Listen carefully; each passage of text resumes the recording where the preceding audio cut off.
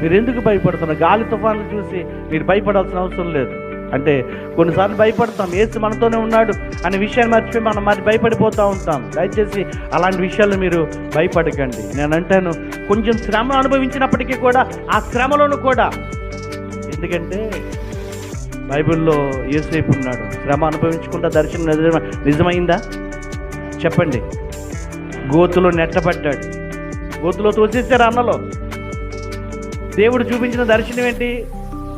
నా పన చుట్టూ నా పన నిలబడి ఉంది, మీ 11 పనులు సాష్టాంగ నమస్కారం చేస్తాయి అన్న దర్శనం చూపించాడు. ఏమైంది ఆ దర్శనం? ఏంటి? గోతులో తోసేసిన తర్వాత అన్నలు గోతులో తోసేసిన తర్వాత ఇప్పుడు ఏమైంది పాపం? అయ్యో ఏంటి దర్శనం, దేవుడు చూపించిన దర్శనం నెరవేరలేదా అని అనుకుంటాం. కానీ పైకి తీయబడ్డాడు, పోతీఫరుకు అమ్మబడ్డాడు. అక్కడ మళ్ళీ వెళ్ళిన తర్వాత వెట్టి చాకిరీ చేస్తున్నాడు. ఏంటి నాకు చూపించిన దర్శనం, ఏంటి దేవుడు నాకు చూపించిన దర్శనం ఇంత పెద్దగా వస్తానన్నాడు, అయినా నాకేంటి శ్రమ అనుకున్నాడు. తన పోతీఫరు భార్య జైల్లో పెట్టించింది.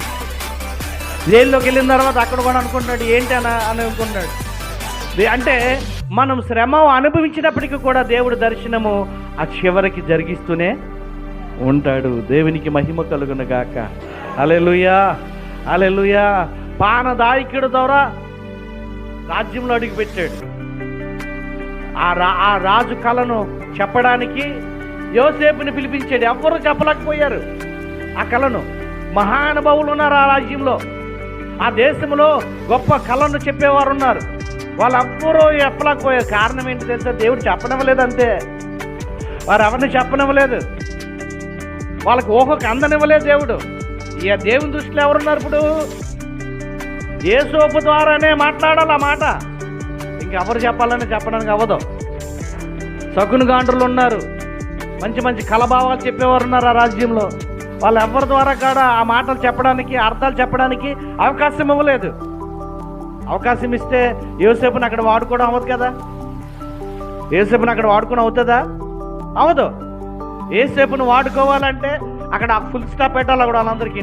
అప్పుడు ఆ కళల భావం చెప్పేవాడు అక్కడ ఉన్నాడు, వాడిని పిలిపించండి అని చెప్పి వాడిని తీసుకొని వచ్చారు. కళల భావం చెప్పారు. దేవుడి దర్శనం అక్కడ నెరవేరింది. దేవునికి మహిమ కలుగును గాక. హల్లెలూయా, హల్లెలూయా.